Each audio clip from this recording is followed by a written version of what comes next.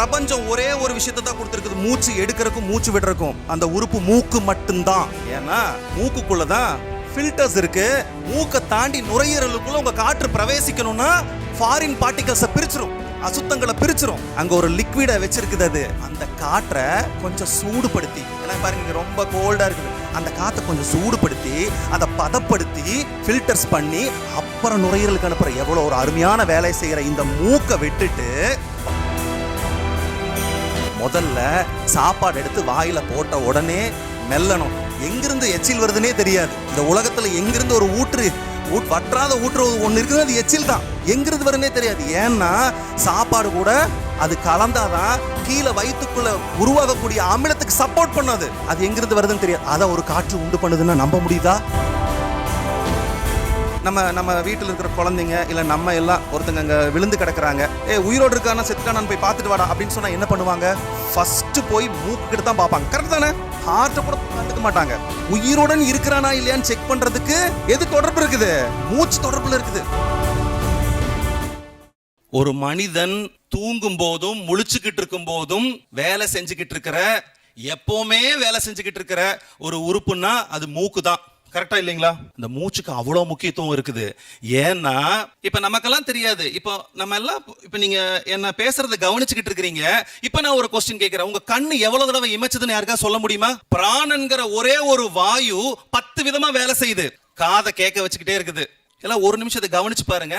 நீங்க தூங்கும் போது உங்க கண் இமைக்குதா? ப்ளீஸ் ஆன்சர் பண்ணுங்க. கண் இமைக்குதா? பக்கத்துல கெட்ட வார்த்தையில திட்டினா கூட கேட்காது. நீங்க பேசுவீங்களா? இல்ல, உங்க வாயும் க்ளோஸா இருக்குது. சரி, கை கால் அசைவு. சில பேர் எல்லாம் தூங்கும் போது பார்த்தா அகோரி மாதிரி தூங்குவாங்க, எக்ஸ் மாதிரி படுத்து தூங்குவாங்க. பாத்திருக்கீங்களா? படுத்து தூங்குறதுல மட்டும் இல்லாம சிங்கம், புலி, கரடி, யானை, சில பொண்டாட்டிகள்லாம் பாவங்க அடிச்சு விழுந்து ஓடுவாங்க. ஆனா புதுசா நீங்க அவங்க வீட்டுக்கு போனீங்கன்னு வச்சுக்கோங்களேன், உங்களால தூங்கவே முடியாது. ஆனா நீங்க வீட்டுக்கு போயிருப்பீங்கல்ல, அந்த அக்காவோ பெரியம்மாவோ சித்தியோ அழகா தூங்குவாங்க. அந்த அக்காட்ட கூப்பிட்டு, ஏங்கா உங்க வீட்டுக்காரர் இப்படி யானை மாதிரியும் எரும மாடு மாதிரி அப்படி திட்டிக்குவீங்க, நீங்க புலி மாதிரி கொரட்டை விடுறாரு, எப்படிக்கா தூங்குறீங்க? அந்த அக்கா ஒரு அருமையான பதில் சொல்லுவாங்க, பழகிருச்சு. யோக அறிவியல் படி சொல்றாங்க சித்தர்கள், யாருடைய சுவாச பாதை சரியில்லையோ அவன் குரட்டை விடுவான். இந்த மாதிரி கேள்விப்பட்டிருக்கிறோமா?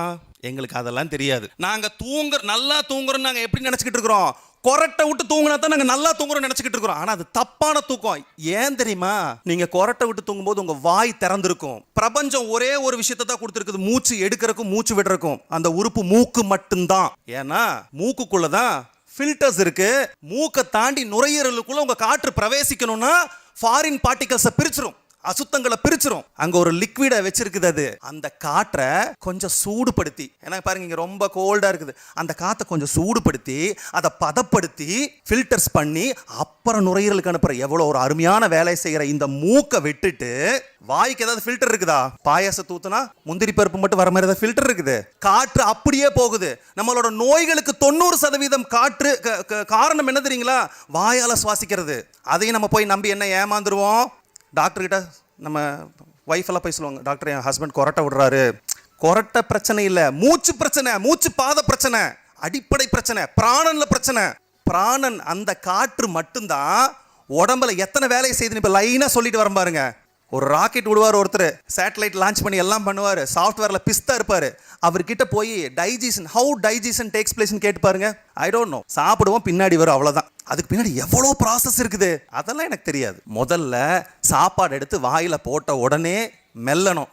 எங்கிருந்து எச்சில் வருதுன்னே தெரியாது. இந்த உலகத்துல எங்கிருந்து ஒரு வற்றாத ஊற்று ஒன்று இருக்குது, அது எச்சில் தான். எங்கிருந்து வருதுன்னே தெரியாது. ஏன்னா சாப்பாடு கூட அது கலந்தாதான் கீழே வயிற்றுக்குள்ள உருவாகக்கூடிய அமிலத்துக்கு சப்போர்ட் பண்ணது. அது எங்கிருந்து வருதுன்னு தெரியாது. அதை ஒரு காற்று உண்டு பண்ணுதுன்னா நம்ப முடியுதா? எச்சில் இல்லைன்னா வாய் உணர்ந்து போகும். எங்க காற்று இல்லையோ அங்க வேக்கம் கிரியேட் ஆகும். வேக்கம்னா வெற்றிடம்னு அர்த்தம்.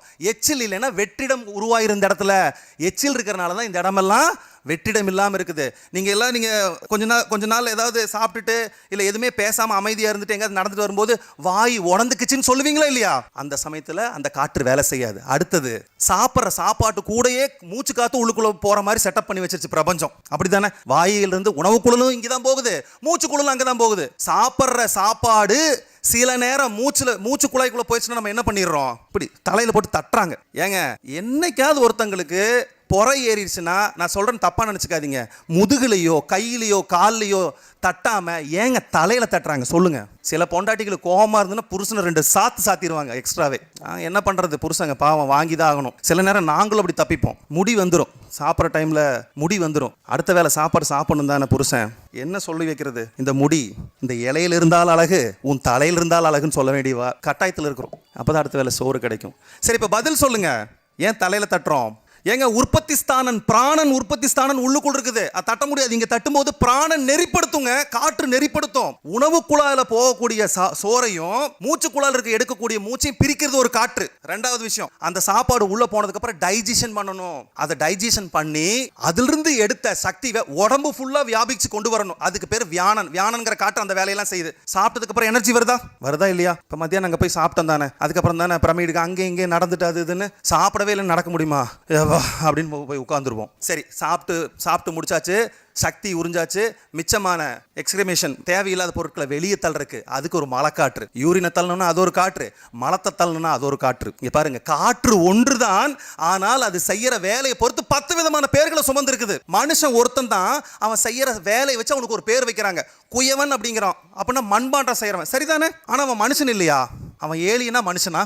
ஆனா அவன் செய்யற வேலையை பொறுத்து அவனுக்கு என்ன பேர் வச்சுக்கிறோம்? குயவன், நெசவாளன்.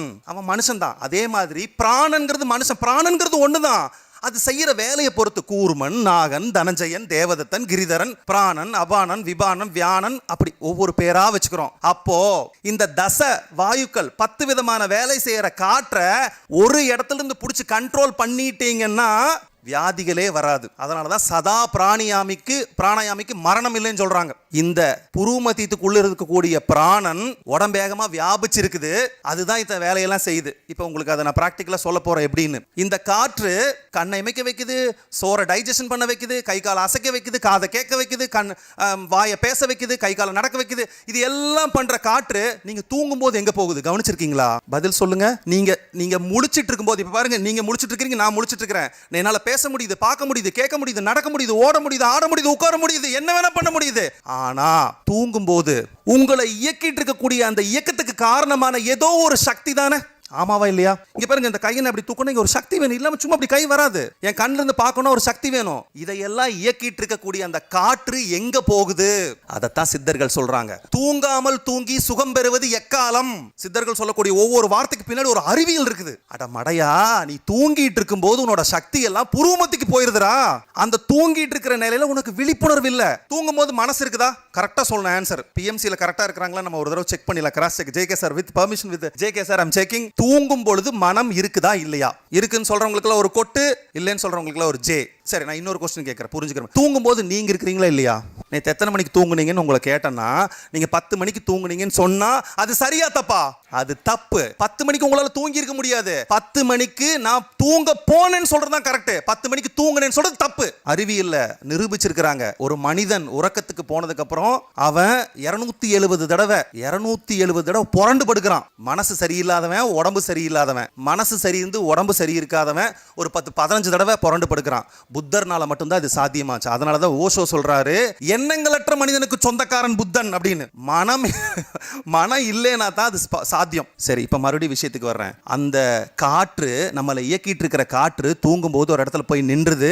காலையில எந்திரிக்கும் பொழுது, இல்லைன்னு நீங்க எப்ப எந்திரிக்கிறீங்களோ அப்ப மட்டும்தான் அந்த காற்று புருவ மத்தியிலிருந்து உடம்பேகத்துக்கு வியாபிச்சிருக்குது. அந்த காற்றை கண்டுபிடிக்கணும். அந்த காற்று எப்படி கண்டுபிடிக்கிறது? இப்போ நம்ம வீட்டில் இருக்கிற குழந்தைங்க இல்ல நம்ம எல்லாம் ஒருத்தங்க அங்க விழுந்து கிடக்குறாங்க, உயிரோடு இருக்கானா செத்துட்டானு போய் பார்த்துட்டு வாடா அப்படின்னு சொன்னா என்ன பண்ணுவாங்க? ஃபர்ஸ்ட் போய் மூக்கு கிட்ட தான் பார்ப்பாங்க. கரெக்ட் தானே? ஹார்ட்டை கூட கண்டுக்க மாட்டாங்க. உயிருடன் இருக்கிறானா இல்லையான்னு செக் பண்றதுக்கு எது தொடர்பு இருக்குது? வெரி குட், மூச்சு தொடர்புல இருக்குது. அப்போ உயிருக்கும் மூச்சுக்கும் சம்பந்தம் இருக்குதா இல்லையா? கரெக்டா புடிங்க பாயிண்ட. இருக்கு. இப்போ அடுத்த பாயிண்ட் பாருங்க. மூச்சை புடிச்சா அப்போ உயிரை பிடிக்கலாமா முடியாதா? பிடிக்கலாம். இப்போ பிஎம்சி சேனல்ல இல்லனா பிஎம்சி தியானத்துல பிரமிடுக்கு கீழே உட்கார்ந்து எதைங்க பார்க்க சொல்றாங்க. அப்ப நீங்க எதை பாக்குறீங்க? இன்டைரக்டா உங்களுக்கே ஒரு தடவை கை தட்டிக்கிங்க. சூப்பரா ஆன்சர் சொன்னீங்க. மூச்சை பார்த்தீங்கன்னா உயிரை பார்க்கலாம். அதத்தான் சித்தர் சொல்றான். சரம் பார்ப்பான், பரம் பார்ப்பான்ங்கறாங்க. சரம்னா மூச்சுன்னு அர்த்தம். அதுலயும் ஒரு ட்விஸ்ட் வச்சிருக்கான் பாருங்க சித்தர்.